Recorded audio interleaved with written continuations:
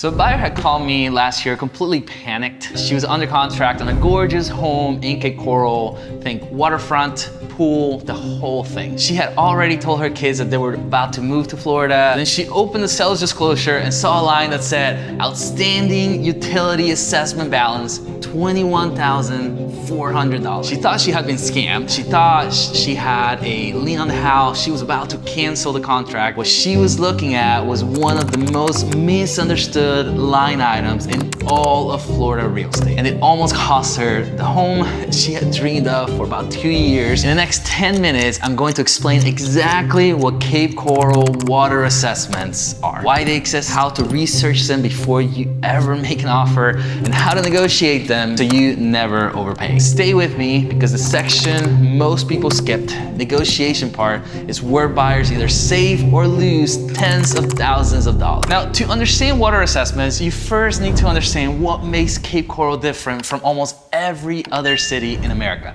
Cape Coral covers more than 120 square miles. The city began in 1957 when two brothers, Jack and Leonard Rosen, had a vision of creating a waterfront community connected by canals. Today, Cape Coral has more than 400 miles of navigable waterways. That's more than Venice, that's more than Amsterdam, more waterfront access than almost anywhere else in the world.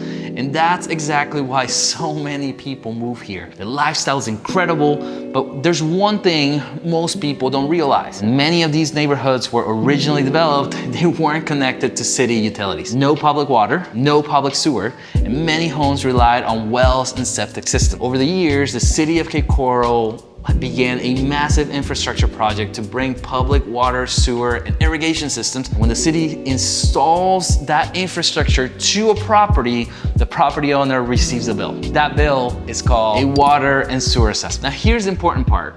The assessment doesn't just affect the owner who originally received the bill, it stays with the property. Which means if you buy a home without understanding the system, you may end up inheriting someone else's debt, and you may not even realize it. Now let's make this simple. A water assessment is a one-time infrastructure fee charged by the city to cover the cost of bringing public utilities to a property. Think water lines, sewer lines, and sometimes irrigation systems. Now, this is not your monthly water bill. You'll still pay monthly utility charges. This assessment is simply the cost of installing the infrastructure. And the numbers can be significant. When they first started this transformation, the water assessment, when they would get to your house, you will be paying $15,000. Today, they are at $30,000. So think about this, on a $400,000 home, we are talking about an assessment of $30,000, meaning almost 10% of the value of the home in these assessments. Now that matters. When the assessment is issued, the owner has two options. Option one, you pay it off in full, and balance goes to zero, done, right? Option two, you finance it, which will be spread out roughly over 20 years and added to the property tax bill. Now, many owners choose this option. The issue is that there's still a balance remaining when the home is sold. That balance transfers with the property unless it's addressed during negotiation. So imagine a homeowner financed a $30,000 assessment 8 years ago. Today, there will still be a balance remaining off that loan. If nobody addresses it, the buyer effectively takes on that debt. Now, the assessment isn't hidden, it's disclosed, but disclosed doesn't mean negotiated. And that's where buyers get hurt. So how do you find out what you're dealing with before you even make an offer? Fortunately, it's easier than you think. Step one, use the City of Cape Coral's online assessment lookup tool. Simply search for the property address or the parcel ID, and you'll be able to see whether an assessment still exists, the current balance, and whether it's been paid in full. This information is public, so you don't need permission, you don't need a contract. You can research any property at any time. And we'll link the tool in the description below. Step number two, review the property's tax bill. If an assessment is being financed, it typically appears as a separate line item. Look for terms like special assessment or utility assessment. If you see annual charges of $900, $1,100, or $1,400, there's likely finance balance behind it. Now, step 3, review the seller's disclosure.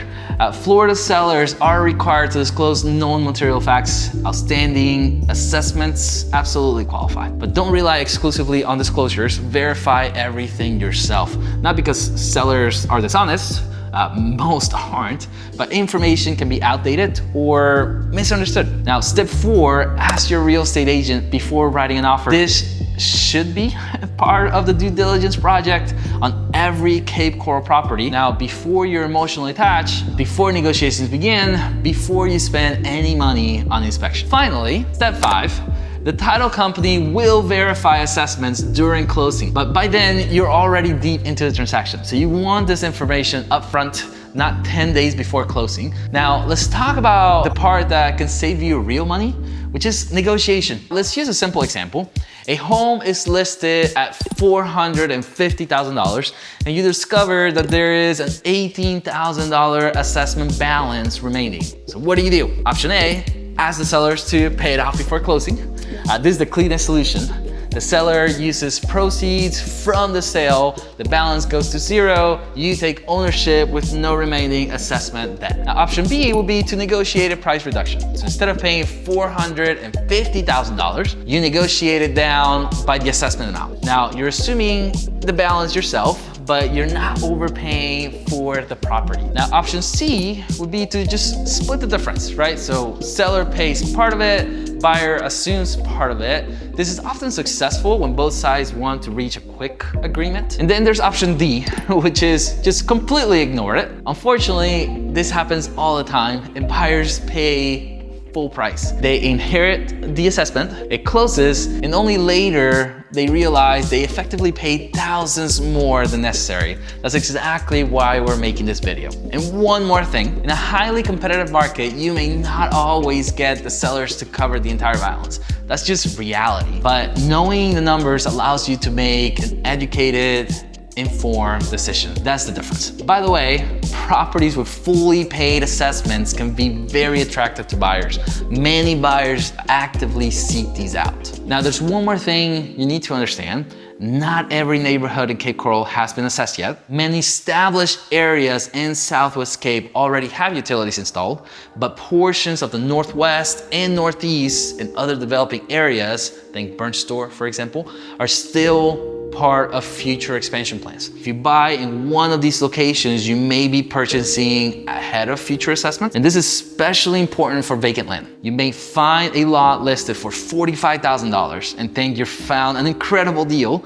But if a future utility project reaches that area, you could be looking at an additional $30,000 in assessment before the construction even began. That changes the math dramatically. Fortunately, the solution is simple. Just call the city's utility department, provide the partial information or address, ask what is planned for that area, and a 10-minute phone call could save you thousands of dollars. With that said, a knowledgeable agent should be doing this for you automatically. Now, quick summary, let's recap. Number 1, water assessments are infrastructure fees used to bring public water, sewer, irrigation services to properties. Number 2, they can be paid in full or financed over time. And then number 3, research assessments before making any offer. Use the city's lookup tool, review tax records, and ask your agent. Number 4, outstanding balances are negotiable. The sellers can pay them off, can negotiate price reduction, or just split the cost. All are valid options. Number 5, some areas still have future assessment coming, especially underdeveloped land or growing neighborhoods.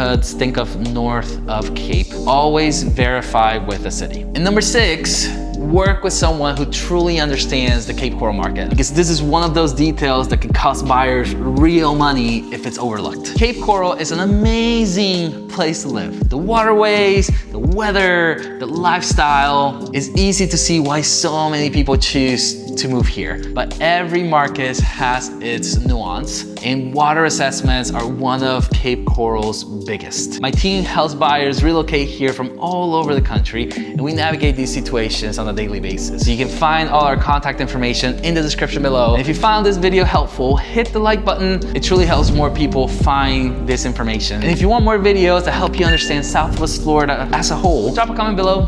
What questions do you still have about Cape Coral? I read every comment, and your question may be the next video.